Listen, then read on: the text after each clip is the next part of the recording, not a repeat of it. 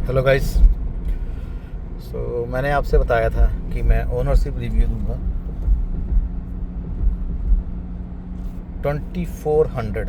2477 kilometre चल चुकी है गाड़ी। ठीक है। ओनरशिप रिव्यू हम स्टार्ट करते हैं गाड़ी से। ओवरऑल गाड़ी बहुत सही है, अच्छी मैन्युफैक्चरिंग है। मतलब कि वहाँ थोड़ा बहुत बॉडी में बम्पर ये सब थोड़ा लूज़ फिटिंग है, जो कि मुझे एक्सपीरियंस हुआ क्योंकि मैंने पीडीआई नहीं करवाई थी। 28 को लैंड किया था प्रयागराज एंड 27 को लैंड किया था। 28 को डिलीवरी ले ली थी मैंने, 1 डे और नाइट में ली थी। ओके। इसकी एवरेज है 17.6 दे रही थी मुझे ये।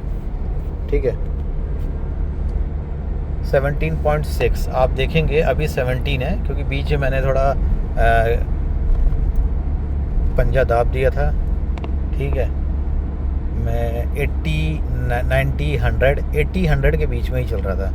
हार्डली 110 होगा, इसके ऊपर नहीं गया मैं। और लोग सोच रहे होंगे इसमें ना 3 मोड हैं। 3 मोड है, मैं दिखाता हूँ आपको। ये देखिए, जिप, जैप, जूम। ठीक है।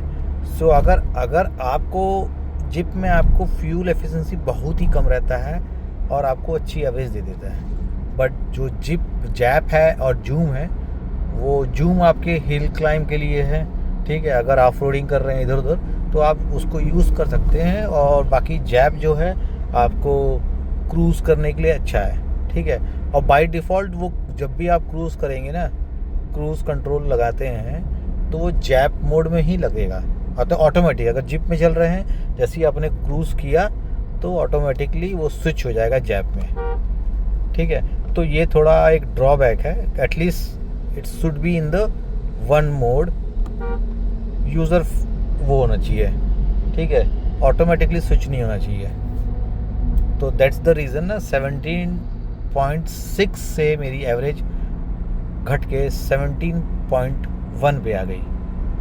क्योंकि मैं बीच में मैंने क्रूज़ किया था तो मैंने आइडेंटिफाई किया यार जैप क्यों बार बार लग जा रहा है, तो वैसा हुआ। ठीक है। कुछ जब मैंने लिया था फर्स्ट सर्विस बिटवीन 1500 एंड 2000, मुझे थोड़ा बड़ा वो हो रहा था कि मतलब कि यार एवरेज बड़ा कम है।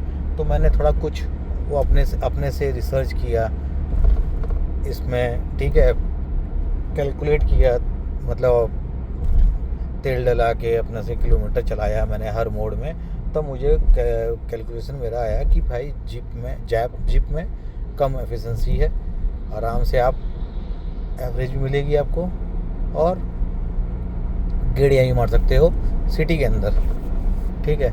और हाँ, एक ड्रॉबैक इसका बहुत ख़तरनाक है। क्या है कि गाड़ी बहुत रिफाइंड इंजन है इसका। रिफाइंड इंजन के बावजूद इसका स्टीयरिंग सब कुछ एकदम रिफाइंड मस्त है। ठीक है, कंपेयर टू थार वो क्या बोलते हैं अपनी 3 डोर, क्योंकि मेरे पास 3 डोर थार भी है। ठीक है। उसके कंपेयर में मुझे ये बड़ा अच्छा लगा, अच्छी गाड़ी लगी। और मैं मॉर्निंग 4:45 को चला था अपने घर से मॉर्निंग, एंड अभी बज रहा है 2 o'clock। ठीक है, मैं 1:30 को मैं यहाँ पे आ गया था। MHKS रेस्टोरेंट है, होटल है एक नागपुर के आउटर में। मेरा जो फर्स्ट हॉल्ट था प्रयागराज से इधर, यहाँ पे मैंने लंच किया। एंड छोटे मोटे हॉल्ट थे, एक जगह टी ब्रेक लिया था मैंने और छोटे मोटे वॉशरूम ब्रेक बस। ठीक है। और मुझे इतना दूर चलने के बावजूद मुझे थकान बिल्कुल भी नहीं हुई। और थार से मैं अगर लास्ट टाइम आया था तो मैं थक गया था, मुझे नींद आने लगी थी। ठीक है। बट इससे मुझे बिल्कुल फ़र्क नहीं पड़ा। मैं इनोवा से भी आया हूँ, इनोवा से भी नहीं हुआ। बट इनोवा में थोड़ा बहुत मुझे लग रहा था क्योंकि इसकी स्टीयरिंग हार्ड है। ठीक है। और हाँ, इसकी जो रिफाइंड इंजन है, स्टीयरिंग इतनी फ्री है, तो ये कभी धोखा दे सकती है। क्यों? अगर मान लीजिए आगे देखिए, मैं ऐसे निकाल रहा हूँ, ठीक है, तेज़ी में, और मैंने राइट इंडिकेटर देके तुरंत सडनली इधर किया ना, तो you should control your vehicle immediately. Otherwise वो मालूम क्या होता है, वो इतना सॉलिड वो मारता है, कहते हैं बबलिंग नहीं होती है, मतलब झोल मारेगी गाड़ी, ठीक है, समझ रहे हो, क्योंकि इसकी चेचिस लेदर विथ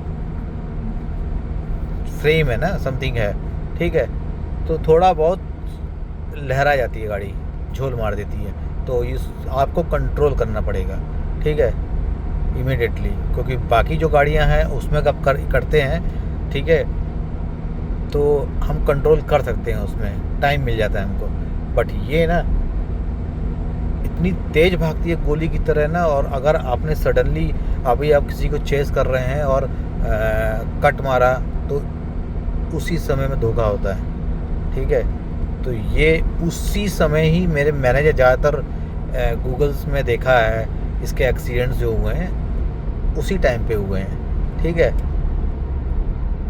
मैंने 2-3 कस्टमर से भी बात की थी, मतलब कि महिंद्रा शोरूम में एक्सीडेंट हुआ था हम लोगों का, ठीक है, तो ये एक छोटा सा ड्रॉबैक है। अगर एक्सपीरियंस ड्राइवर चला रहा है तो वेल एंड गुड, अगर नया नौसिखिया लड़का चला रहा है, जैसे दिल्ली वाला कांड देखा आपने, है ना, तो देख लीजिए क्या हो सकता है। वह ओवरऑल गाड़ी बहुत अच्छी है, ठीक है, मैंने इसका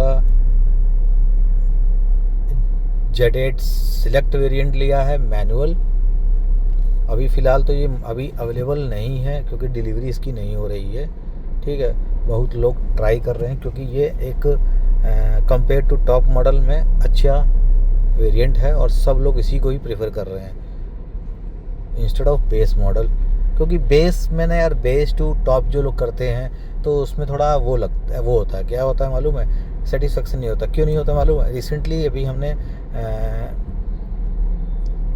क्लासिक ली है हमने, ठीक है, और उसको दिल्ली जाके हमने उसको बेस टू टॉप किया, सारा कुछ जो था टॉप में, सारा कुछ एसेसरीज सब कुछ हमने इंस्टॉल करवाया, ठीक है, आरबी कार से समथिंग वहाँ पे है ना एक दिल्ली कोरोल बाग में। यहाँ आने के बाद 2-3 महीने बाद एलईडी लाइट जो उसकी जो होती है, क्या कहते हैं, डीआरएल ख़राब होने लगी, ठीक है, बहुत से इशूज़ आने लगे। तभी हमने सोचा कि नहीं, हम लेंगे तो इसी को लेंगे।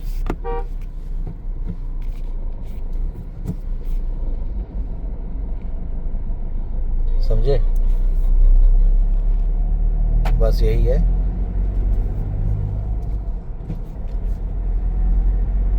ठीक है, तो मिलते हैं फिर अभी नागपुर क्रॉस करने के बाद हैदराबाद में आदिलाबाद।